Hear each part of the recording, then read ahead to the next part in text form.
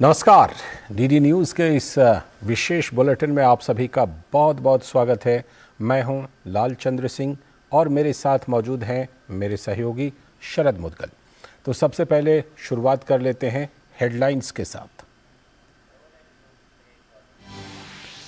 प्रधानमंत्री नरेंद्र मोदी ने video conferencing के माध्यम से विकसित भारत संकल्प यात्रा के लाभार्थियों से किया संवाद। कहा, देश के हर कोने में मोदी की गारंटी वाली गाड़ी को लेकर खासा उत्साह। विकसित संकल्प यात्रा के जरिए लोगों तक पहुंचा रहा सरकारी योजनाओं का लाभ। प्रधानमंत्री मोदी ने वीडियो कॉन्फ्रेंसिंग के माध्यम से फिनटेक से संबंधित global thought leadership platform infinity forum के दूसरे संस्करण को किया संबोधित। भारत की विकास गाथा का किया जिक्र। कहा, उम्मीद भरी निगाह से भारत को देख रही है दुनिया।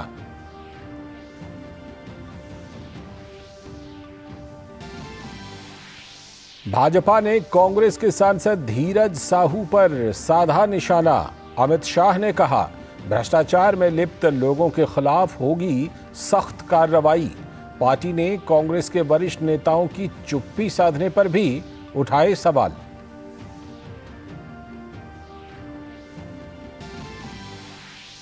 केंद्रीय गृह एवं सहकारिता मंत्री अमित शाह ने उत्तराखंड के देहरादून में वैश्विक निवेशक सम्मेलन 2023 के समापन समारोह को किया संबोधित। कहा, 21वीं सदी का तीसरा दशक उत्तराखंड का होगा।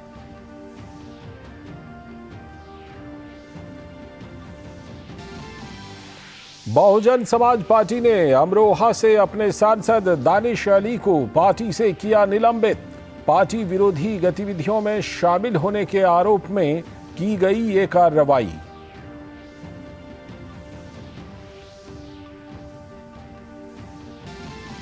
और खेल की खबरों में भारत ने पुरुषों के जूनियर हॉकी विश्व कप के क्वार्टर फाइनल में बनाई जगह।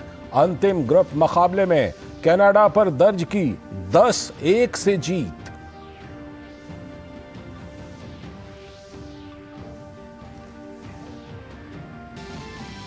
और महिला क्रिकेट में भारत और इंग्लैंड के बीच 3 मैचों की T20 सीरीज का दूसरा मुकाबला आज शाम मुंबई के वानखेड़े स्टेडियम में। भारतीय टीम के सामने सीरीज बचाने की चुनौती।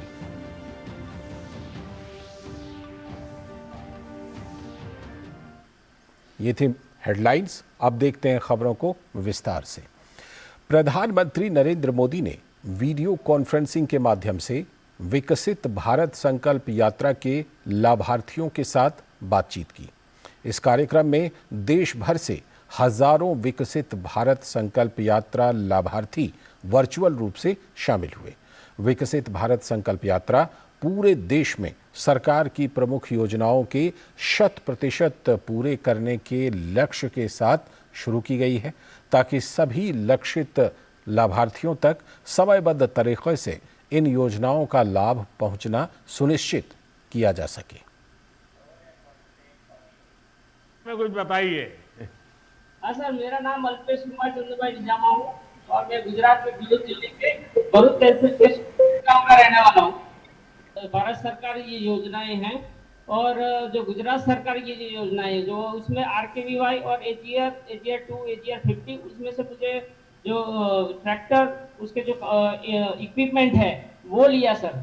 और जो आपकी जो PM सम्मान निधि योजना है सर, उसमें 15 हफ्ता मुझे। अल्पेश भाई, जब मैं आपकी उम्र का था तो मैंने 1 लाख क्या होता है, 2 लाख क्या होता है, 3 लाख क्या होता है सुना ही नहीं था। सही बात। और आप तो लाखों में बात कर रहे हैं। अच्छा, आपके पीछे कोई गुड़िया है, कुछ मुस्कुरा रही है, कौन है? मेरी बच्ची है सर, वो 5वीं क्लास में पढ़ती है सर। अच्छा, उसको पूरा मालूम है। क्या नाम बेटा तुम्हारा? मेरा नाम हैरी कीसामा है। तो तुझे मुंबई जाने का मन नहीं करता है? नहीं सर। तो तुम खेती में कुछ काम करती हो? नहीं। बिल्कुल नहीं करती। अच्छा, ये मोदी की गारंटी वाली गाड़ी आई है, तो तुझे मालूम था कि ऐसी यात्रा एक आने वाली है? हाँ। अच्छा, तो तुम्हारे सब दोस्तों को बताओगी? हाँ। पक्का बताओगी? भारत माता की भारत माता की वंदे वंदे। वाह, देखिए अल्पेश भाई, आप देश के युवाओं के लिए प्रेरणा है। आपने साबित किया है कि देश में कृषि में अच्छा काम करने के लिए भी अपार संभावनाएं हैं। आज बहुत से युवा खेती की तरफ मुड़ रहे हैं। हमारी कोशिश है कि हम अपने किसानों को बीज से लेकर बाजार तक का बेहतर माहौल दें। और प्रधानमंत्री नरेंद्र मोदी ने वीडियो कॉन्फ्रेंसिंग के जरिए विकसित भारत संकल्प यात्रा के लाभार्थियों को संबोधित किया। उन्होंने कहा कि हाल ही में हुए चुनावों के नतीजों ने ये साफ कर दिया है कि मोदी की गारंटी में ही दम है। देश में हाल में हुए विधानसभा चुनावों के परिणामों की आज भी बहुत चर्चा हो रही है। इन चुनाव नतीजों ने यह साफ कर दिया है कि मोदी की गारंटी में ही दम है। मैं सभी मतदाताओं का आभारी हूं जिन्होंने मोदी की गारंटी पर इतना भरोसा किया। लेकिन साथियों, सवाल ये भी है कि जो हमारे विरोध में खड़े हैं उन पर देश को भरोसा क्यों नहीं है। दरअसल कुछ राजनीतिक दलों को ये सीधी बात समझ नहीं आ रही है कि झूठी घोषणाएं करके वो कुछ हासिल नहीं कर पाएंगे। चुनाव सोशल मीडिया पर नहीं, जनता के बीच जाकर जीतना होता है। चुनाव जीतने से पहले जनता का दिल जीतना आवश्यक होता है। जनता के विवेक को कम आंकना ठीक नहीं है। अगर कुछ विपक्षी दलों ने राजनीतिक स्वार्थ के बजाय सेवा भाव को ही अपना काम समझा होता तो देश की बहुत बड़ी आबादी अभाव में, मुसीबतों में, तकलीफों में न रहती। और पीएम मोदी ने कहा कि गरीबों को 4 करोड़ से भी अधिक घर मिले हैं, जिनमें से 70% घर तो महिलाओं के नाम पर हैं। आज मुद्रा ऋण के 10 लाभार्थियों में से 7 महिलाएं ही हैं। विकसित भारत संकल्प यात्रा चल रही है। इसमें भी बहुत बड़ी संख्या में हमारी नारी शक्ति ही शामिल हो रही है। हमारी माताएं बहनें जुड़ रही हैं। मोदी की गारंटी की गाड़ी के साथ फोटो खिंचाने की भी उनमें होड़ मची है। आप देखिए, गरीबों के जो 4 करोड़ से अधिक घर बने हैं ना, कोई कल्पना कर सकता है हमारे देश में 4 करोड़ घर इतने कम समय में गरीबों को मिले। और सबसे मेरी खुशी तो इसमें है कि 4 करोड़ घर मिले ना, उसमें 70% लाभार्थी महिलाएं हैं। मतलब कि अगर किसी गांव में 10 घर बने हैं तो उसमें से 7 पक्के घर माताओं के नाम पर रजिस्टर हो गए हैं। और प्रधानमंत्री ने फिट इंडिया का आह्वान करते हुए दैनिक दिनचर्या को स्वस्थ बनाने की बात कही। आगे करें, और मैं चाहता हूं फिट इंडिया के लिए मैं 4 बातें बताता हूं। इन 4 चीजों को हमेशा प्राथमिकता दीजिए। ये पक्का करिए, ज्यादा से ज्यादा पानी पीना चाहिए। थोड़ा दिन भर पानी पीना चाहिए। ये शरीर के लिए बहुत जरूरी होता है। फिट इंडिया के लिए मेरे नौजवानों को मेरा आग्रह है। दूसरा, पोषण। हमारा मिलेट्स कितना बढ़िया ताकत देता है जी। हम मिलेट्स को खाने की आदत डलाएं। तीसरा, पहला पानी। दूसरा, पोषण। तीसरा, पहलवानी। पहलवानी मतलब थोड़ा व्यायाम करो, कसरत करो, दौड़ो, जरा खेलकूद करो, पेड़ पर लटको, उतरो, बैठो, पहलवानी करनी चाहिए। और चौथा, पर्याप्त नींद। पर्याप्त नींद शरीर के लिए बहुत जरूरी है। इन 4 चीजों को तो फिट इंडिया के लिए हर गांव में कर सकते हो। इसके लिए गांव में कोई नई व्यवस्थाओं की जरूरत नहीं है। देखिए, स्वस्थ शरीर के लिए हमारे चारों तरफ बहुत कुछ है, हमें उसका फायदा उठाना है।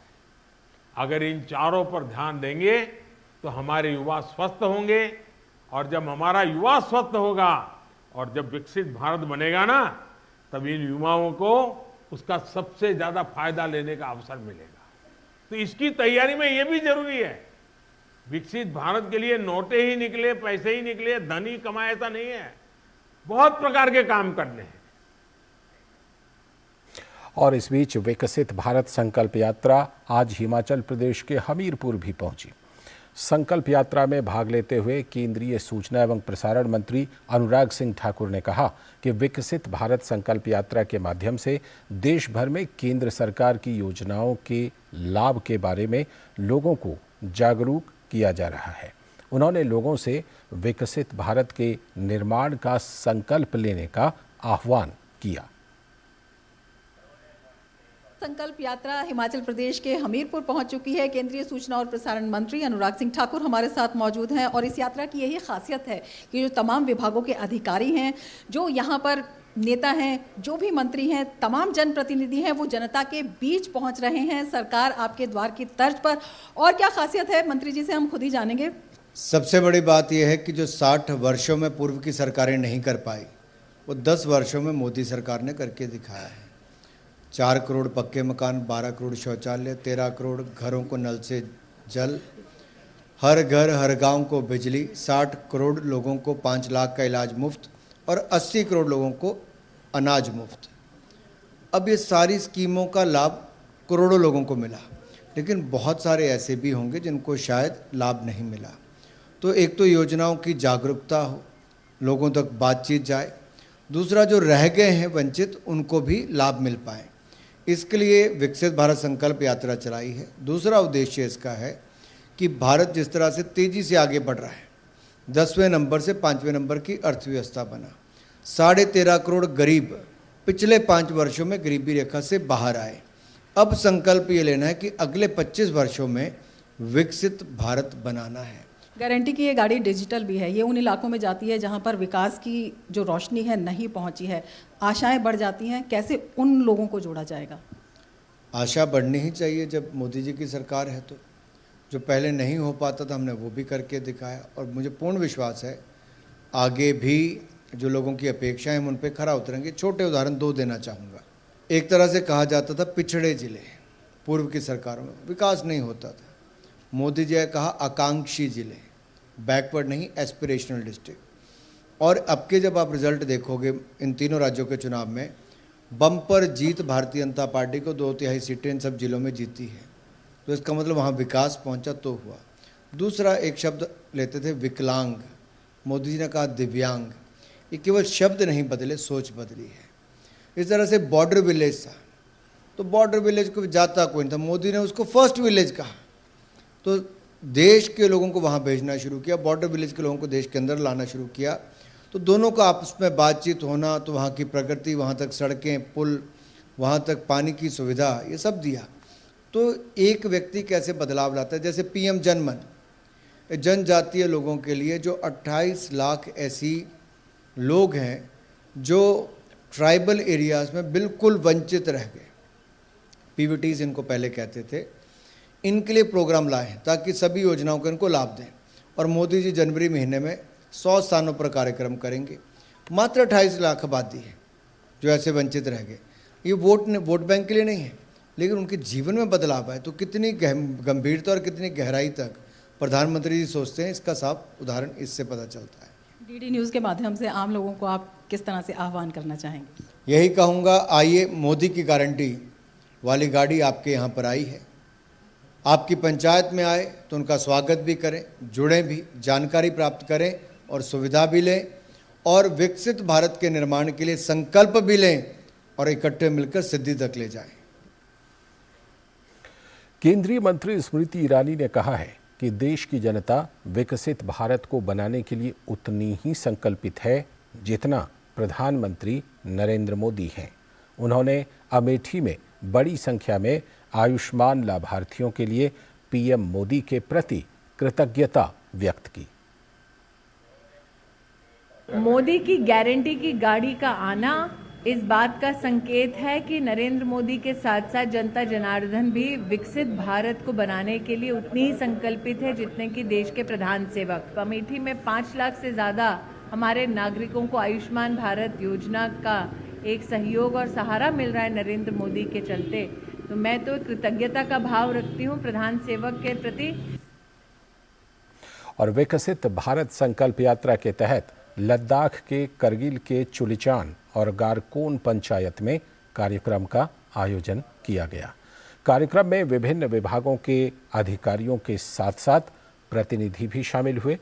अधिकारियों ने विभिन्न कल्याणकारी योजनाओं के तहत नागरिकों से बातचीत की और सरकार द्वारा प्रायोजित सार्वजनिक केंद्रित योजनाओं के बारे में जानकारी प्रसारित की। कृषि, बागवानी, ICDS, स्वास्थ्य, समाज कल्याण, NRLM, हस्तकरघा आदि सहित विभिन्न विभागों और संस्थानों के विशेषज्ञों ने स्थानीय लोगों के साथ इंटरैक्टिव सत्र आयोजित किए गए, जिनमें उन्हें कल्याणकारी योजनाओं का लाभ उठाने की प्रक्रियाओं के बारे में बताया गया। गारकोन में स्वास्थ्य विभाग द्वारा एक स्वास्थ्य शिविर आयोजित भी किया गया, जिसमें 35 मरीजों की निःशुल्क सामान्य जांच की गई। 35 लोगों की NCD की जांच और 20 मरीजों की TB की जांच की गई। गारकोन के ताशी पलदान ने PM किसान और KCC जैसी किसान अनुकूल योजनाओं के लिए PM मोदी को धन्यवाद दिया। अगली बड़ी खबर, झारखंड से कांग्रेस के राज्यसभा सदस्य धीरज प्रसाद साहू के घर और कार्यालयों पर आयकर विभाग की छापेमारी बीते 72 घंटों से जारी है। इस दौरान 300 करोड़ रुपए से भी अधिक की नकदी बरामद की जा चुकी है। बरामद नकदी को गिनने के लिए लाई गई मशीनें गिनती करते करते खराब भी हो गईं। विभाग को नई मशीनें मंगानी पड़ी, तब गिनती का काम शुरू हो सका। पहले दिन बुधवार को भी 150 करोड़ रुपए की गिनती करने के बाद मशीनें खराब हो गई थीं, जिसके कारण गिनती करने का काम प्रभावित हुआ था। अब आयकर विभाग की ओर से 3 दर्जन मशीनें लगाई गई हैं। जानकारी के मुताबिक आयकर अधिकारियों के अनुरोध के बाद SBI की बलांगीर और संबलपुर दोनों शाखाओं में नोटों की गिनती की जा रही है। नोटों की गिनती शनिवार को भी जारी है। इसे ओडिशा में आयकर विभाग द्वारा अब तक की सबसे बड़ी नकदी की जब्ती माना जा रहा है। आयकर विभाग को ये रकम साहू के परिवार की ओडिशा में स्थित शराब कंपनियों के कार्यालयों तथा करीबियों के आवासों पर छापेमारी के दौरान मिली है। शुक्रवार को आयकर की टीम ने बलांगीर जिले के सुदापाड़ा में शराब कंपनी के मैनेजर के घर छापेमारी कर नोटों से भरे 156 बैग बरामद किए। यह रकम 100 करोड़ रुपए से भी अधिक हो सकती है। वहीं इससे पहले बुधवार और गुरुवार को भी आयकर विभाग के अधिकारियों ने Baldev Sahu and group of companies के बलांगीर कार्यालय में छापेमारी कर अलमारियों में बंद कर रखी गई 200 करोड़ रुपए से भी अधिक की नकदी जब्त की थी। ओडिशा में आयकर विभाग की टीम ने भुवनेश्वर के पलासापल्ली में बौद्ध डिस्टिलरी प्राइवेट लिमिटेड के कॉरपोरेट कार्यालय, कंपनी के कुछ अधिकारियों के घरों, बौद्ध में कंपनी की फैक्ट्री और कार्यालय तथा रानी सती राइस मिल की भी तलाशी ली। धनुपाली में देसी शराब फैक्ट्री और संबलपुर में Baldev Sahu and group of companies limited के कार्यालय से भी भारी मात्रा में नकदी जब्त की गई है। इस बीच कांग्रेस के राज्यसभा सांसद धीरज साहू के लोहरदग्गा स्थित आवास पर आयकर विभाग की छापेमारी खत्म हो गई। IT की टीम छापेमारी पूरी होने के बाद लौट गई। वे अपने साथ कई बैग लेकर निकले हैं। बताया जा रहा है कि उस बैग में नकद और कई महत्वपूर्ण दस्तावेज हैं। हालांकि ओडिशा में IT की कार्रवाई अभी भी जारी है और नोटों की गिनती भी चल रही है। तो भाजपा ने भ्रष्टाचार में लिप्त कांग्रेस सांसद धीरज साहू के राहुल गांधी के करीबी होने पर निशाना साधा।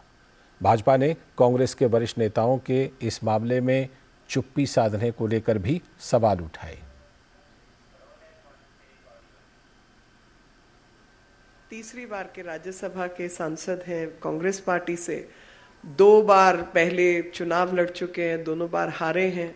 2 बार हारे हुए व्यक्ति को 3 बार लगातार राज्यसभा का मेंबर ऑफ पार्लियामेंट बनाया गया और राहुल गांधी जी के काफ़ी नज़दीक हैं। और वो तो जाहिर होता है इस बात से कि सोनिया जी, राहुल जी, प्रियंका जी और मल्लिकार्जुन खड़गे सब ने चुप्पी साधी हुई है, मुंह में सबके दही जमा हुआ है। और यही कारण है कि भ्रष्टाचार को लगातार फैलाने का काम, generations after generations, the tradition of corruption has been kept alive. एक और बड़ी खबर, बहुजन समाज पार्टी ने अमरोहा से अपने सांसद दानिश अली को पार्टी से निलंबित कर दिया है। उन पर पार्टी विरोधी गतिविधियों में शामिल होने का आरोप है और इसी के मद्देनजर उन पर यह कार्रवाई की गई है।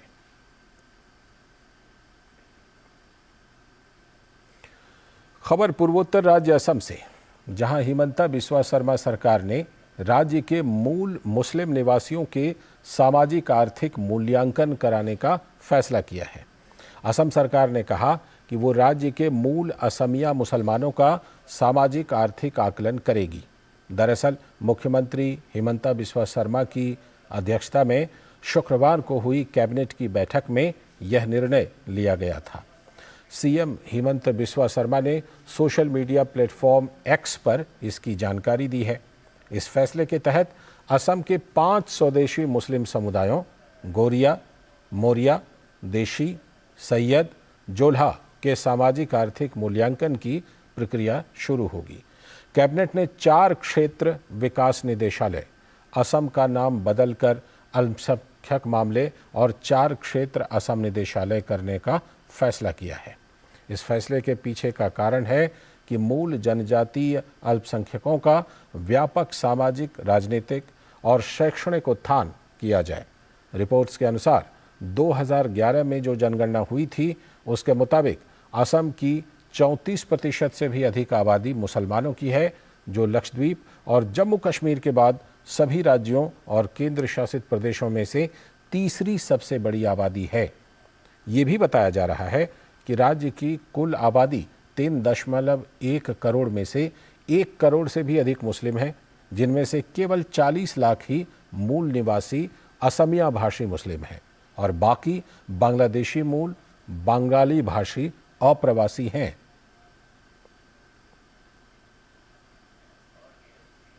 अक्टूबर में हिमंता सरकार ने स्वदेशी मुस्लिम समुदायों का सामाजिक आर्थिक मूल्यांकन करने की योजना की घोषणा की थी। मुख्यमंत्री ने सोशल मीडिया प्लेटफॉर्म एक्स पर एक पोस्ट में कहा था, ये निष्कर्ष सरकार को राज्य के स्वदेशी अल्पसंख्यकों के व्यापक सामाजिक, राजनीतिक और शैक्षिक उत्थान SIC के उद्देश्य से उपयुक्त उपाय करने के लिए मार्गदर्शन करेंगे। हिमंता सरकार ने गोरिया, मोरिया, जोल्हा, देसी और सैयद समुदायों को मूल असमिया मुसलमानों के रूप में वर्गीकृत किया था, जिनके पास पहले पूर्वी पाकिस्तान और अब से प्रवास का कोई इतिहास नहीं है। माना जाता है कि ये समुदाय 13वीं से लेकर 17वीं शताब्दी के मध्य इस्लाम में परिवर्तित हुए थे, जिनकी मातृभाषा बंगाली नहीं असमिया ही है और इनकी संस्कृति हिंदुओं से मिलती जुलती है। ऐसे ही गोरिया, मोया, जिन्होंने अहोम राजाओं के लिए काम किया था, वो हकीकत में कोच राजबोंगसी लोग थे जो इस्लाम में परिवर्तित हो गए थे।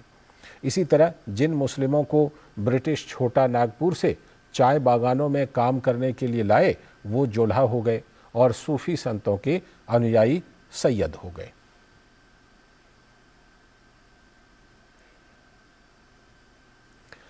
अगली खबर, विधानसभा चुनाव के नतीजे घोषित होने के बाद कुछ विपक्षी नेताओं द्वारा EVM पर सवाल उठाए जाने को लेकर भाजपा ने इस पर तंज कसते हुए कहा है कि घमंडिया गठबंधन अपनी कमियों को छिपाने के लिए बहाने तलाश रही है। दरअसल 2019 में कांग्रेस समेत कई दलों ने सीधे तौर पर ईवीएम पर सवाल उठाए थे। उन्होंने नतीजों को प्रभावित करने का भी दावा किया था।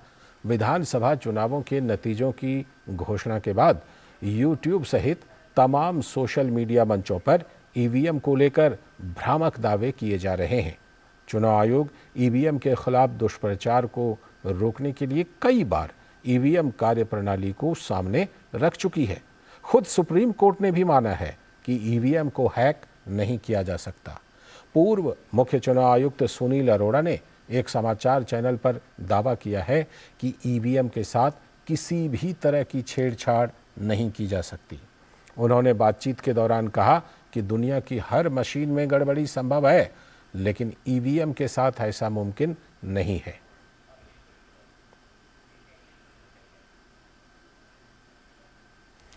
केंद्रीय गृह मंत्री अमित शाह ने ऋषिकेश में गंगा आरती के कार्यक्रम में हिस्सा लिया।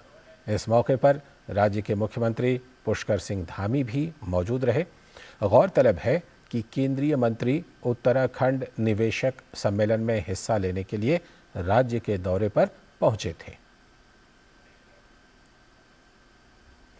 खबर खेल के मैदान से। मलेशिया में खेले जा रहे पुरुषों के जूनियर हॉकी विश्व कप में भारत आज अपने आखिरी ग्रुप दौर के मुकाबले में कनाडा को 10-1 के बड़े अंतर से भारत ने हरा दिया है।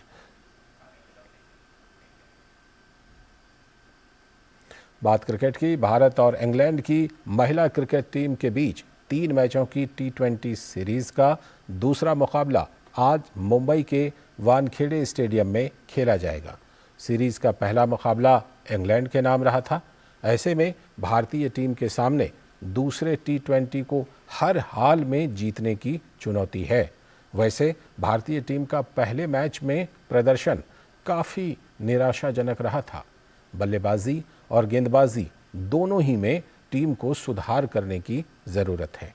शफाली वर्मा को छोड़ दिया जाए तो बाकी सभी बल्लेबाज फ्लॉप रहे थे। गेंदबाजी में रेणुका सिंह को छोड़कर बाकी किसी ने भी प्रभावित नहीं किया। वहीं इंग्लैंड टीम ने अपने परफॉर्मेंस को बनाकर रखा। टीम की बल्लेबाजी और गेंदबाजी दोनों काफ़ी मजबूत है।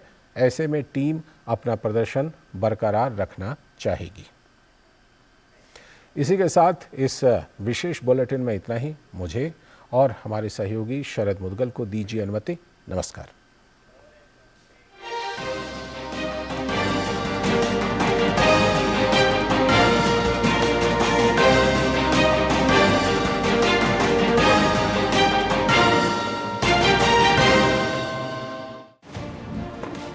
दुनिया की बिसात, शहमात का खेल, वैश्विक कूटनीति, सियासी तालमेल, उभरती नई विश्व व्यवस्था, पर्यावरण, अर्थव्यवस्था, ग्लोबल वार्मिंग ही नहीं, ग्लोबल वार्निंग भी।